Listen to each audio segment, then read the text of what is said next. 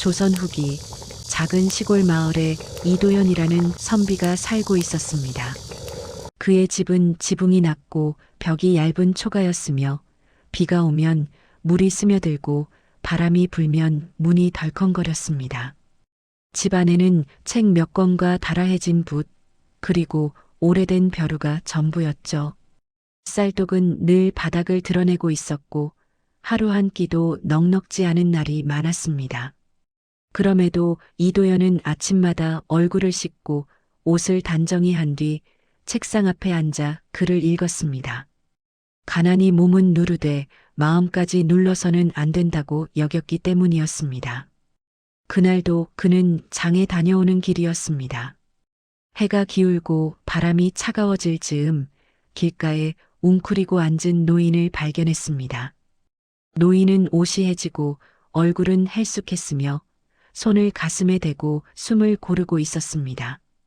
몸을 제대로 가누지 못해 길가 돌에 기대어 있는 모습이 위태로워 보였죠. 이도현은 잠시 걸음을 멈추고 그 모습을 바라보았습니다. 그의 머릿속에는 집에 남아있는 마지막 쌀이 떠올랐습니다. 그 쌀은 오늘 저녁을 위한 전부였습니다. 내일 먹을 것은 또 내일 걱정해야 하는 형편이었죠.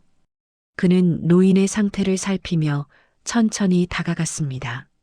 노인은 고개를 들 힘조차 없는 듯 눈만 깜빡이고 있었습니다. 어르신, 어디 편찮으십니까? 노인은 힘겹게 고개를 흔들 뿐이었습니다. 이도현은 주머니를 뒤져보았지만 동전 몇 잎조차 남아있지 않았습니다.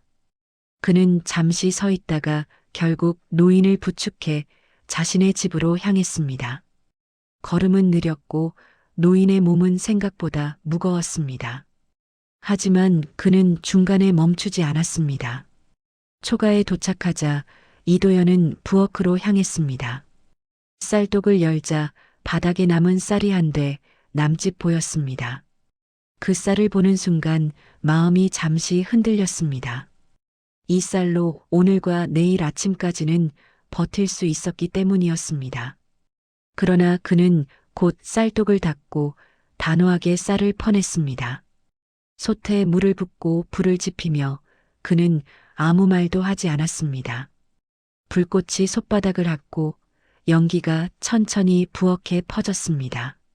노인은 마루에 앉아 고개를 떨군 채 움직이지 않고 있었습니다. 이도현은 밥이 되는 동안 국이라도 끓이려 했지만 마땅한 재료가 없었습니다. 그래서 물에 소금 한 꼬집을 넣어 간단한 국을 만들었습니다.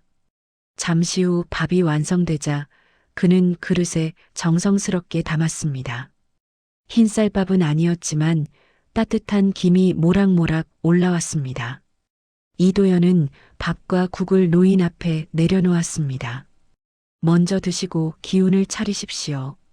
노인은 떨리는 손으로 숟가락을 들고 천천히 밥을 먹기 시작했습니다. 이도현은 그 모습을 말없이 지켜보았습니다. 은혜를 잊지 않겠습니다. 살다 보면 서로 돕는 것이지요. 노인은 조용히 일어나 집을 나섰습니다. 이도현은 빈속과 비어버린 쌀독을 바라보았습니다. 배는 고팠지만 마음은 고요했습니다. 그날 밤 마을 주막에는 소문이 퍼졌습니다. 가난한 선비가 마지막 쌀로 거지에게 밥을 대접했다는 이야기였습니다. 주막 주모는 고개를 저었습니다. 저러다 굶어 죽기 딱 좋지요. 이도현은 빈속으로 누워 있었지만 후회는 없었습니다. 다음 날 아침 마을에는 소문이 더 퍼졌습니다. 그 무렵 박찬봉이 관속을 데리고 마을로 들어왔습니다. 그는 이도현의 집에 숨겨진 재산이 있을 것이라 짐작했습니다. 이 집이 맞느냐? 예, 그렇습니다. 관속들은 집안을 샅샅이 뒤졌으나 아무것도 나오지 않았습니다. 숨긴 것이 있을 것이다. 저는 가진 것이 없습니다. 박찬봉은 이도현을 관하로 끌고 갔습니다. 마을 사람들은 멀찍이서 지켜볼 뿐이었습니다. 며칠 동안 조사가 이어졌습니다. 그는 끝까지 숨긴 것이 없다고 말했습니다. 거지에게 밥을 준 것이 죄라면 저는 죄를 지었습니다.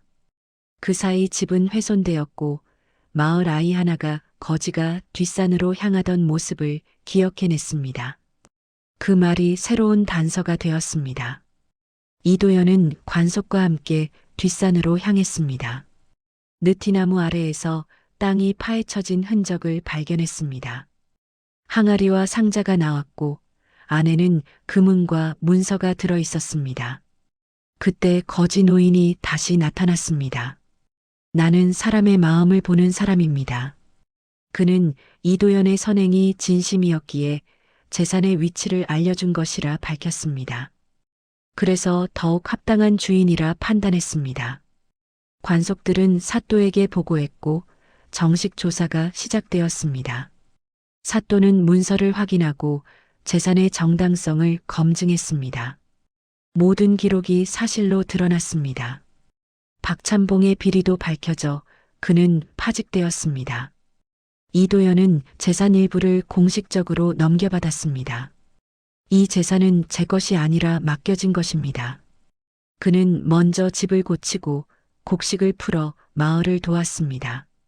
주막 주모는 고개를 숙였습니다. 사람이 바뀐 게 아니라 드러난 것이었구나. 이도연은 큰 부와 함께 더 큰 책임을 지게 되었습니다.